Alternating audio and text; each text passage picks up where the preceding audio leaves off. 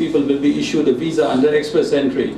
So this is already July now. So they have to go, they have to see the inventory of how much quotas is left and how many people are remaining. So that is one reason they have to see how many people to pick. Second is, these numbers, as you are seeing 3409, this is not only for the people who are applying in the federal skill class, they are also for Canadian experience class and trade class, people who are already in Canada. So based on these three different streams, the government also chooses how many people to pick under these subclasses. That is how the points will go up. And in this case, when the point is 449, this is immediately after the changes on June 6th. So this is called express entry improvement. This was done in spring, and based on the new points given for French language and siblings, the points have jumped from 413 previously. Remember, the points were last month were around 413 or so.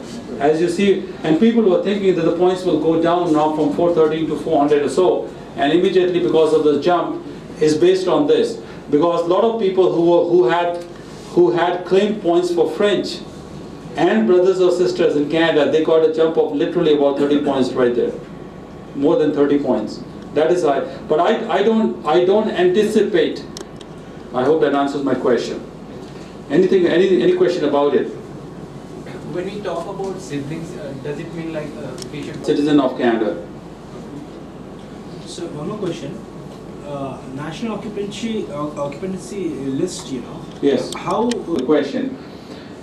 We have already determined points based on manager. Have you heard those? Or maybe they are working as call center in I don't know, some company. They are engineers, but they are working as something else. My question is to you is this: how do you find out under what occupation you apply for Canada? Is that I get calls from people who have, for example, a degree in pharmacy. They have a bachelor's of pharmacy, but I tell them, you are a pharmacy. Are you a pharmacist? No, I'm not. But you are working as a sales manager or something in selling drugs, not drugs, those drugs, in selling pharmaceuticals. So how do we find out what is the right category to click on the NOC? Thank you very much. Are you early for the session today, or? No, we are actually late. Oh, okay. Have a seat, I guess. Have some tea or coffee meanwhile. Okay. So what we do is this: follow closely on the screen, and we will try to see how to find out. We'll take a 5 or 10 minute break, so you can tea or coffee, and then we'll come back after the discussion of this topic. All right? But we'll come back. This will continue till 5 or 6 o'clock. Don't worry, I'm not going home today till 6. So your occupation was, his occupation is financial analyst, officer in Ottawa. I'm not a financial expert. I cannot be expert of all occupations. So I do not know what is the meaning of financial analyst. What I do is something that you will see on the screen that will tell me whether you are a financial analyst or not. All right? So pay close attention here. What I do is I go and type here financial analyst. Let's see. Oh, is that a good spelling of financial analyst? Yes. All right, I've got 10 entries, so take a look and help me out. Take a look and look at the screen and tell me among all the occupation that you see, which one is yours?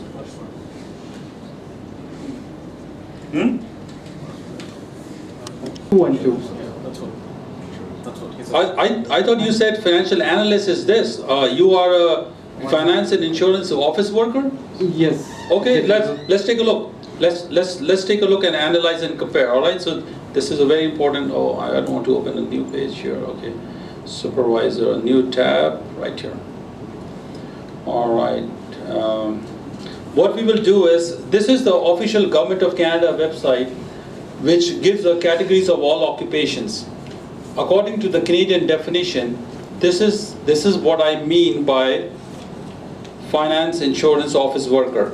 So what I do is I read the first line on the top. So can you read it for me? Okay. So First line. and coordinate the activities of worker in the following until Unit groups. okay. Guys, you need a new glasses though, I can tell you that. It is a little blurred to me. Okay. Okay. So maybe I can read it for you. Don't worry. Supervisors in the unit group supervise and coordinate the activities of workers and follow unit groups.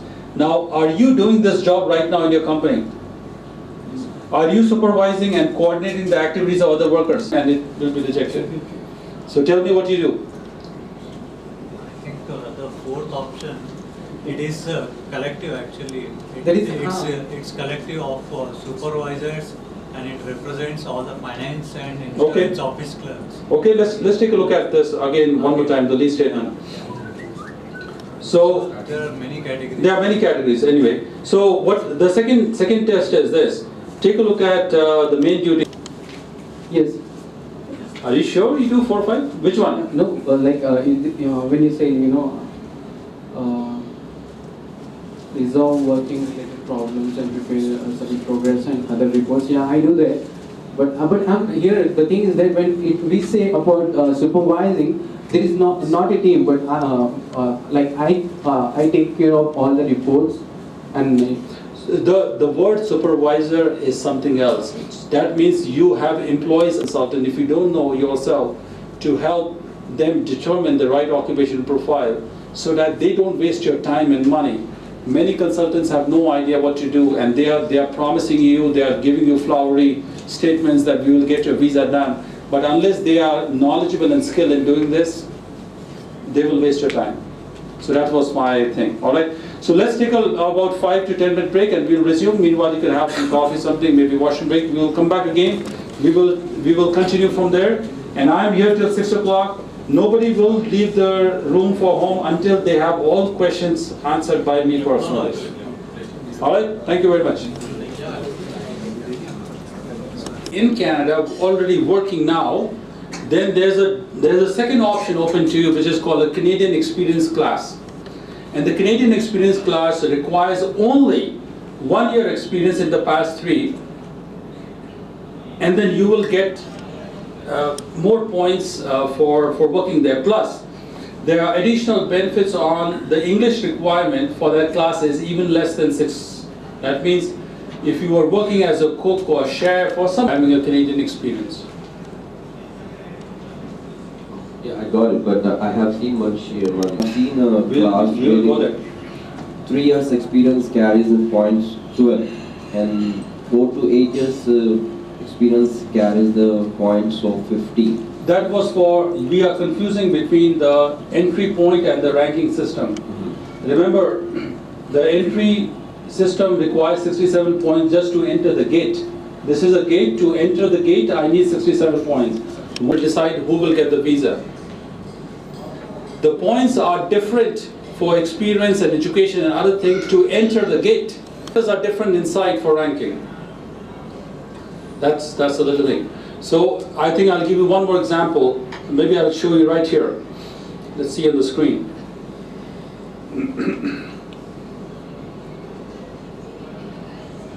I think this is what you saw. Then this is what you saw, right?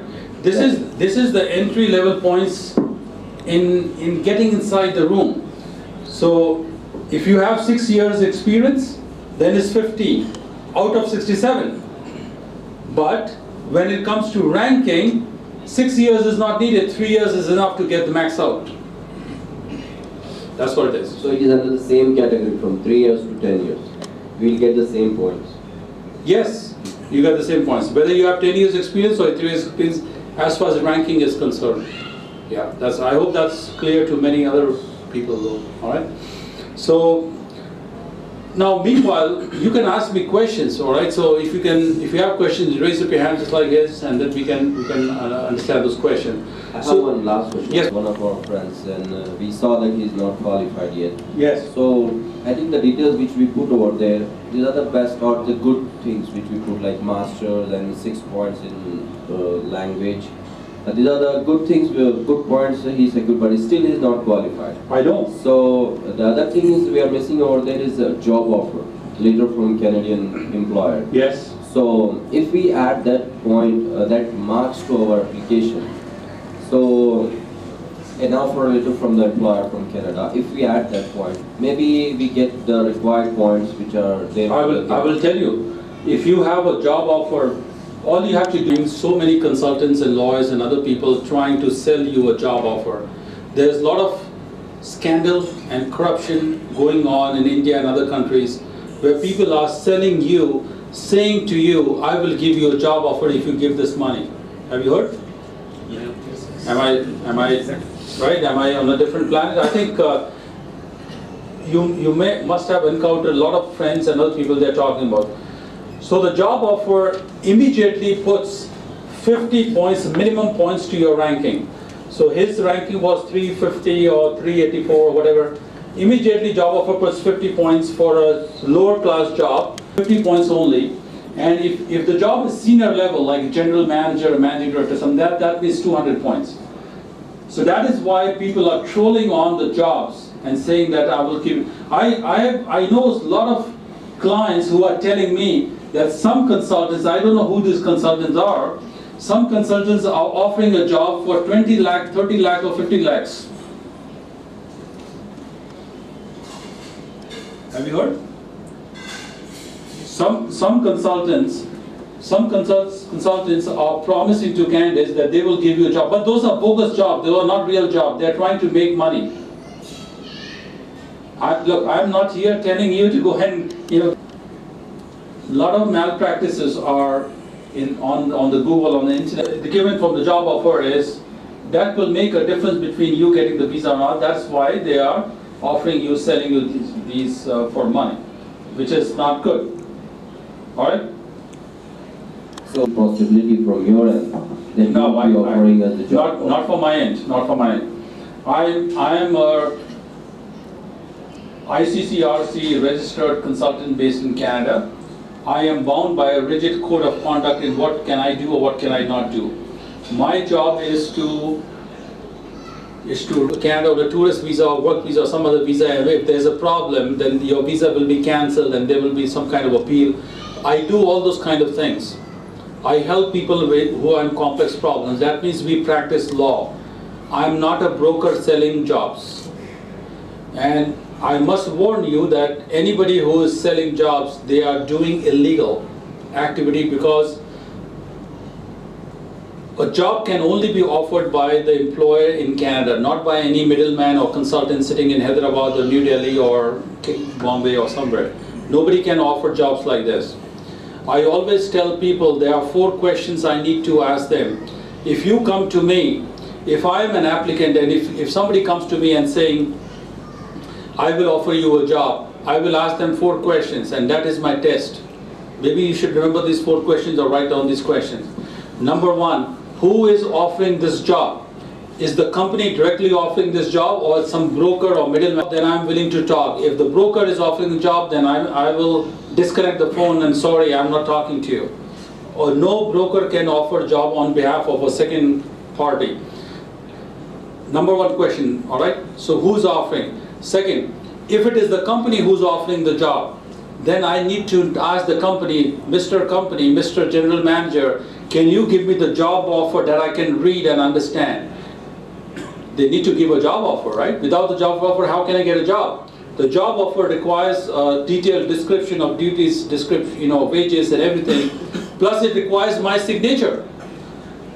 Anywhere in the world, wherever you are looking to get a job, they have to give you a job offer and then you have to agree to take the job, right? This is not a slavery that I cannot do as a bonded labor. I have to get your consent on the paper so that I can hire you. It happens in Dubai everywhere, right? How do people get job in Dubai? Anybody who's in Dubai? How do we get jobs in Dubai? Generally, we get an offer letter where there is a signature of the employer. So there is everywhere, even in India also. There is. That's good. Follow. Anywhere in the world, wherever you go, a genuine job offer requires the signature of the HR manager and you. How can somebody offering a job offer on internet to me for Canada and asking me 50 lakhs saying there's no job, there's no signature required, take this money, give me 50 lakhs. How can, that's very stupid. That's the question number 2. Question number 3. Do they have an LMIA, which is Labor Market Impact Assessment? If they have a job offer, they must have a labor market opinion approved in positive opinion to show me that it is a job approved by the government of Canada. If it is not approved, if it is not endorsed by Service Canada, then it's not a real job. Fourth question, last question. Mr. Company or Mr. Consultant, whoever is offering this job, why are you coming to me? Have you offered this job to somebody else? Do you have some references? Can I check your references? Good? If you ask these 4 questions, you will save yourself from some mistakes, some loss of money, some frustration, some bad things are happening.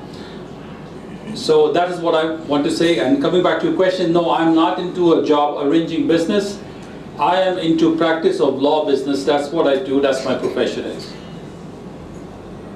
Thank you very much. Thank you. Any questions? Sir, is there any classified list of universities and institutions who have been approved by the immigration department in Australia? Is it something of that sort in Canada as well, or? The classified list of universities? Yeah. For student visa? No, not for student visas. I would say for educational. No. The Canadian government is not in the business of classifying or categorizing or worldwide universities. They don't do this. Just like I said earlier, maybe now is the time I should show you ECA.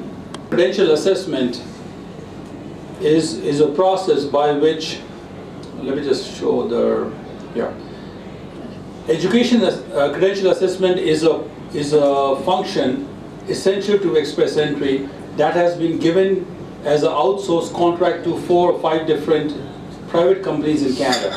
So if I have a university degree from Osmania University or I don't know, IIT or any university in India, the government of Canada does not know what is the quality of my degree.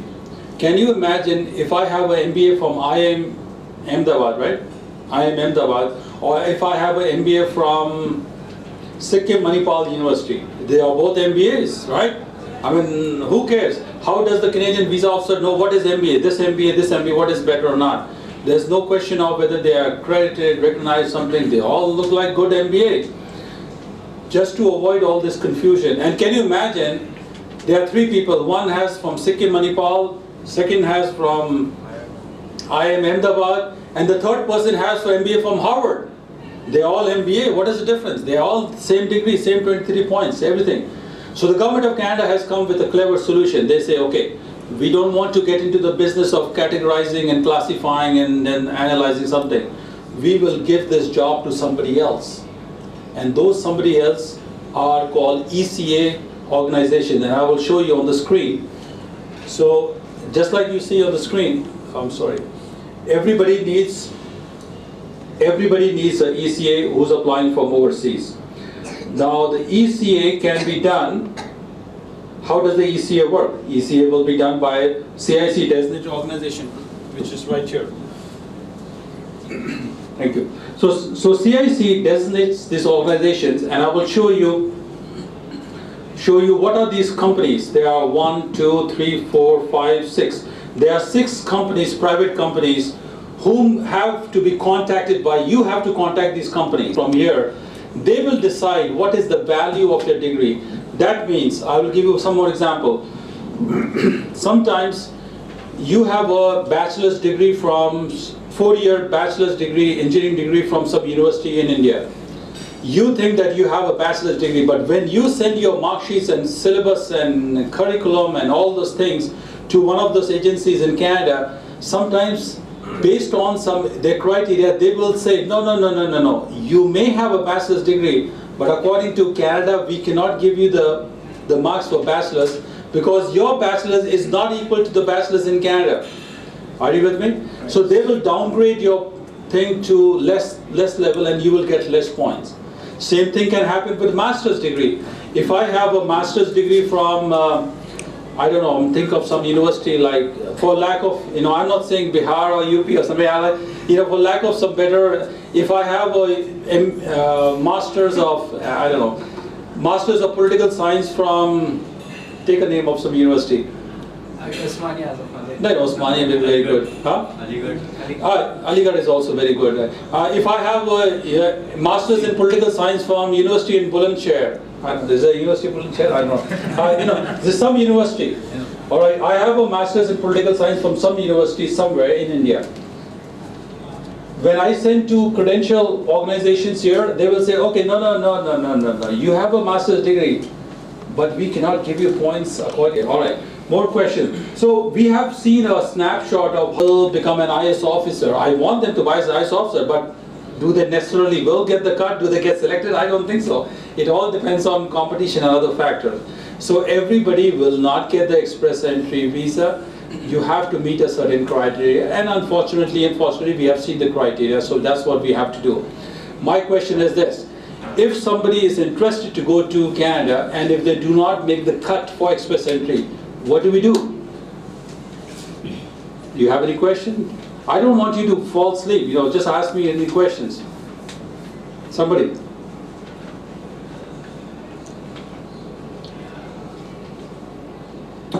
Normal procedure?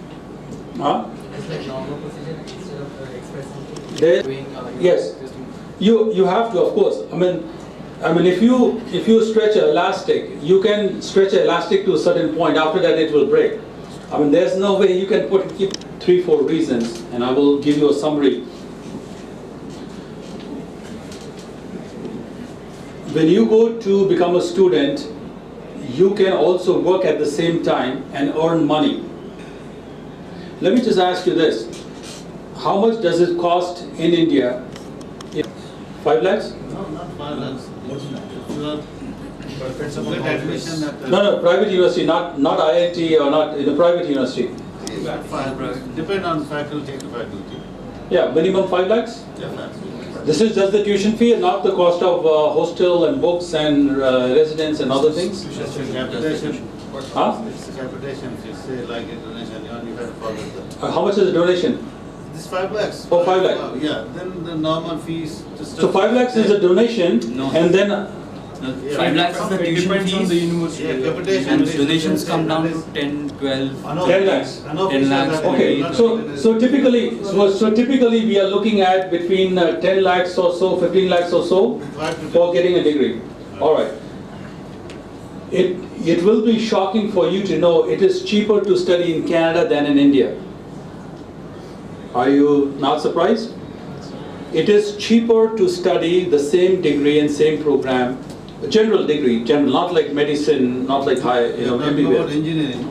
Yeah, engineering. It is cheaper to study engineering in Canada than to get in India, unless you're very high. Maybe you go to IIT or something, that might be different. But for average person, and here's the reason why.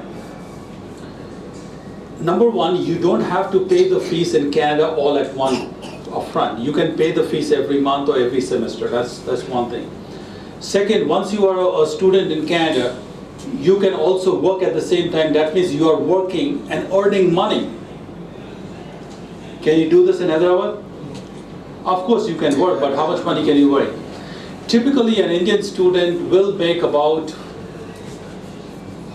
between $700 or $1,000 a month while he's a student studying and doing his regular studies.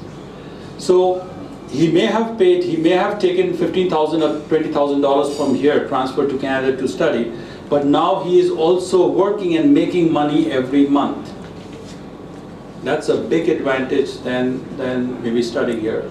Number three, after he has studied for 4 years degree,